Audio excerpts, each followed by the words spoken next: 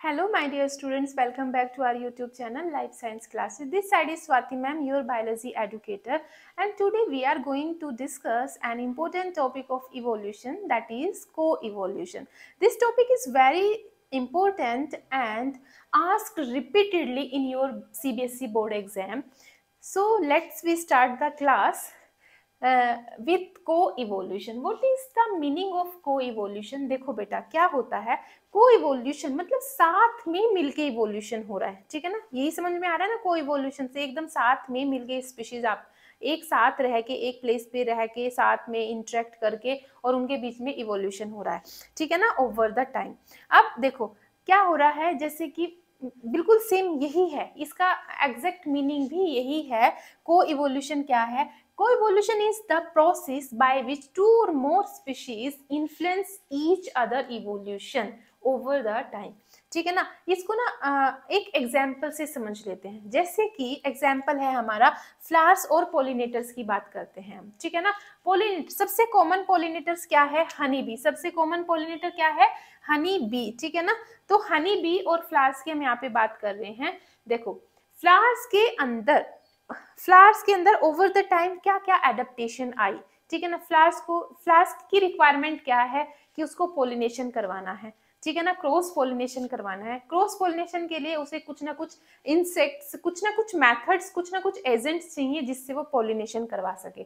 ठीक है ना, अब उनमें से हनी बी सबसे मोस्ट कॉमन मेथड है पोलिनेशन का प्लांट के अंदर. ठीक है ना, अब प्लांट ने यानी कि इंसेक्ट्स को प्लांट को क्या करना है? अट्रैक्ट करना है. तो इंसेक्ट को प्लांट को अट्रैक्ट करने के लिए प्लांट ने अपने अंदर क्या क्या एडेप्टेशन लेके आए. जैसे कि प्लांट ने अपने अंदर ब्राइट कलर्स को इवोल्व किया, यानी कि उसके जो फूल होते हैं उनके पेटल्स कैसे कितने कलरफुल होते हैं, कितने लाल पीले हरे, मतलब एकदम ब्राइट कलर के पेटल्स होते हैं फूलों के. ठीक है, और दूसरी चीज उसने अपने उसके अंदर नेक्टर्स की फॉर्मेशन होती है. फ्लावर्स के अंदर नेक्टर भी बनता है. अब ये नेक्टर किसके लिए जरूरी है? हनी बी के लिए. हनी बी किस लिए आती है? अब वो सिर्फ पोलिनेशन के लिए तो आएगी नहीं प्लांट के फूल के ऊपर. ठीक है ना, उसका भी तो अपना कुछ इंटरेस्ट है जिसलिए वो वहां तक पहुंची है. तो वो क्या चीज है? वो नेक्टर के लिए. नेक्टर उसके लिए फूड का काम कर रहा है हनी बी के लिए. ठीक है ना, तो वो नेक्टर को एक्सट्रैक्ट करने के लिए आई है. ठीक है, तो अब हनी बी के अंदर ऐसे क्या क्या एडेप्टेशन आई. तो जो हनी बी का माउथ होता है तो उसके माउथ में कुछ ऐसे पार्ट्स, स्पेशलाइज्ड पार्ट्स डेवलप हुए ताकि वो नेक्टर को अच्छे से एक्सट्रैक्ट कर सके, एफिशिएंटली एक्सट्रैक्ट कर सके. ठीक है ना, तो यहाँ पर देखा हमने कि दोनों स्पीशीज यानी कि हनी बीज भी और प्लांट्स भी दोनों ने अपने अंदर कुछ ना कुछ चेंजेस लेके आए ओवर द टाइम. ठीक है ना, जिसकी वजह से दोनों एक दूसरे के लिए बेस्ट, मतलब कि दोनों एक दूसरे के साथ में फिट हो रहे हैं. ठीक है, कि हाँ उसको नेक्टर चाहिए, उसके नेक्टर का काम हो रहा है, और दूसरे को पॉलिनेशन करवाना है तो पॉलिनेशन हो रहा है. ठीक है ना, एक दिन में ये चीजें नहीं होती, over the time evolutionary process है. ठीक है, तो इस तरीके से ये एडेप्टेशन आई हनी बीज के अंदर और फ्लावर्स के अंदर. तो this is the example of को इवोल्यूशन. ठीक है ना, बात समझ में आई है कि को इवोल्यूशन का क्या मतलब है.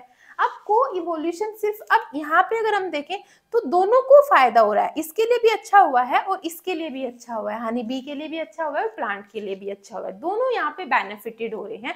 तो कुछ इस बेसिस पे हम इवोल्यूशन को 3 पार्ट में कैटेगराइज करते हैं. को इवोल्यूशन को हम 3 सब पार्ट में डिवाइड करते हैं. First one is mutualistic co-evolution. Second one is competitive co-evolution and third is parasitic co-evolution. अब इन तीनों में क्या डिफरेंस है? जो म्यूचुअलिस्टिक को इवोल्यूशन मतलब कि जब दोनों स्पीशीज को बेनिफिट हो रहा हो, दैट मींस म्यूचुअलिस्टिक को इवोल्यूशन है. जैसे कि हमने यहाँ पर देखा फ्लावर्स और हनी बीज है, दोनों को फायदा हो रहा है, म्यूचुअलिस्टिक को इवोल्यूशन का एग्जाम्पल है. ठीक है, उसके बाद में दूसरा भी एग्जाम्पल हम देख सकते हैं. जैसे कि एक अकेशिया ट्री होता है और उसके ऊपर बहुत सारी चींटियां होती हैं बेटा. ठीक है ना, तो मतलब उस पे कोई हर्बीवोर जल्दी से जाके अटैक नहीं करता उस ट्री के ऊपर. ठीक है ना, किसकी वजह से? एंट्स की वजह से. इतनी ज्यादा चींटियां हैं वहां पे. ठीक है, तो इससे क्या हो रहा है? अकेशिया जो प्लांट है उसको बेनिफिट हो रहा है कि उसके ऊपर कोई हर्बीवोर अटैक नहीं कर रहा है, और जो आंट्स हैं उनको शेल्टर मिल रहा है, ठीक है ना, वहां उनको रहने के लिए घर मिल रहा है एक तरीके से, ठीक है। तो ये दोनों को फायदा हो रहा है, इसलिए ये कैसा इवोल्यूशन है, म्यूचुअलिस्टिक कोइवोल्यूशन है, ठीक है। उसके बाद में हम कॉम्पिटिटिव कोइवोल्यूशन की बात करते हैं। कॉम्पिटिटिव कोइवोल्यूशन बोले तो कि कंपटीशन में लगे हुए हैं, ठीक है, मैं तेरे से आगे तू मेरे से आगे, ठीक है ना, कुछ इस टाइप से एक दूसरे के साथ में रेस लगी हुई है यहाँ पे, ठीक है ना, इसीलिए इसको क्या बोलते हैं, आर्म्स रेस भी बोलते हैं। जैसे यहाँ पर मैंने बोला कि म्यूचुअल बोथ बेनिफिटेड होते हैं, लेकिन इसको यहाँ पे मैंने लिखा है आर्म रेस, इसमें रेस लगी रहती है दोनों में कि नहीं मैं बेस्ट, ठीक है। तो अब देखो इसका एग्जाम्पल है प्रीडेटर वर्सेस प्रे, ठीक है, प्रीडेटर है और प्रे है।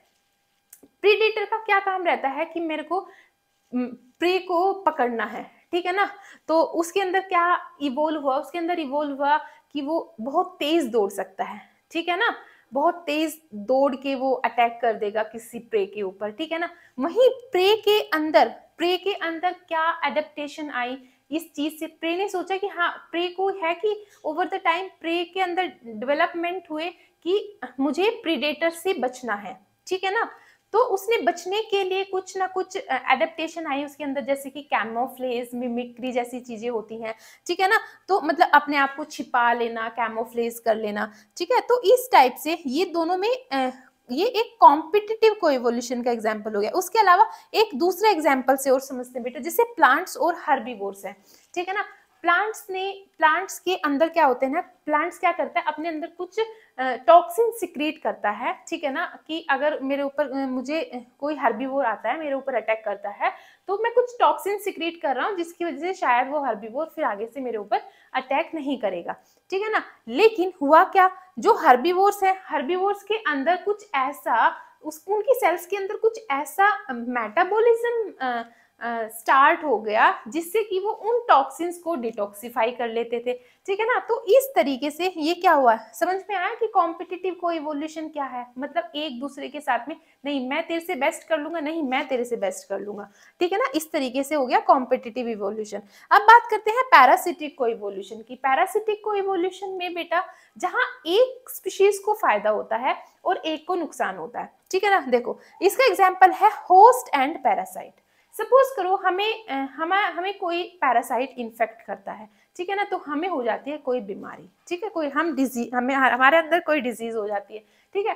अब उस पैरासाइट को कुछ इफेक्ट पड़ा, वो हमारे अंदर ग्रो कर रहा है, रिप्रोड्यूस कर रहा है, अच्छे से खा पी रहा है, मजे कर रहा है, कोई दिक्कत नहीं है, ठीक है ना। वहीं लेकिन हमारी तो हालत खराब हो गई ना, हमें तो फीवर लग रहा है, हमें इन्फेक्शन हो रहा है, हमें पेन हो रहा है, ठीक है ना, तो हम सफर कर रहे हैं और वो जो पैरासाइट हमारे अंदर है वो इंजॉय कर रहा है, ठीक है ना। तो इस तरीके से ये यहाँ पे एक को बेनिफिट होता है और दूसरे को नुकसान होता है, ठीक है ना। तो हमने ये 3 टाइप पढ़े हैं को इवोल्यूशन के, ठीक है बेटा। तो इस तरीके से ये आपका टॉपिक कंप्लीट होता है। अब हम नेक्स्ट वीडियो में मिलेंगे एक और नए टॉपिक के साथ जो तुम्हारे अभी सीबीएसई बोर्ड में बहुत बार, मतलब मैंने क्या किया ना बेटा, मैंने प्रीवियस ईयर्स के तुम्हारे क्वेश्चंस पेपर देखे हैं सीबीएसई बोर्ड एग्जाम्स के, ठीक है ना, उनमें जो जो क्वेश्चंस बार बार पूछे गए हैं उन्हीं से रिलेटेड मैं यहाँ पे एक एक टॉपिक को डिस्कस कर रही हूँ। Okay bye bye and thank you so much.